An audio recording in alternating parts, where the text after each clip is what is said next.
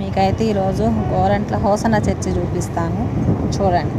రండి, ఇప్పుడైతే మనం లోపలికి వెళ్ళి చూద్దామండి. మన గుంటూరులో ఉన్న గోరంట్ల దగ్గర హోసన్న గారి మందిరం చూడండి. ఎంత అంటే ఎంత అద్భుతంగా కట్టించారో హోసన్న గారు. చాలా అంటే చాలా పాస్టర్స్ కానీ, అక్కడ ఉన్న పిల్లలకు కానీ, స్టడీస్ కానీ, హాస్టల్ మొత్తం అన్ని వసతులు కల్పించారు హోసన్న గారు.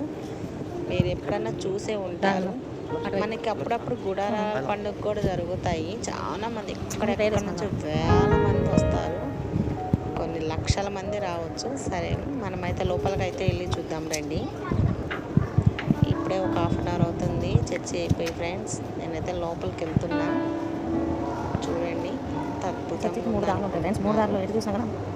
చాలా నిమ్మలంగా ఉంది. అంత ప్రేయర్ చేసుకుంటూ కొంతమంది కూర్చొని ఉన్నారు. మనకి అక్కడ ఎదురు ఉన్నది ఇప్పుడు ఆ స్టేజి. మనకి నాలుగు వైపులు మూడు వైపులు ఎటువైపు చూసినా మనకు ఆ మెయిన్ స్టేజి కనిపిస్తుంది. చూడండి, ఇటు నుంచి చూసినా, స్కూల్ పిల్లలు అటు సైడ్ నుంచి చూసినా, ఇటు సైడ్ నుంచి చూసినా కానీ మనకి ఆ మెయిన్ అన్నది కనిపిస్తుంది అనమాట.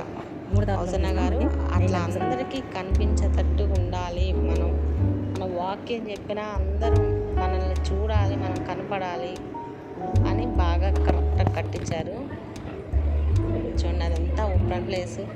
అక్కడైతే పావురాళ్ళు, కుందేళ్ళు అన్నీ పెంచుతున్నారు. పిల్లలైతే అసలు మస్తు ఆడుకుంటున్నారు చక్కగా ప్రశాంతంగా. సండే స్కూల్లో ఏదో అయిపోయింది సంథింగ్. మన చూడండి చర్చి అయితే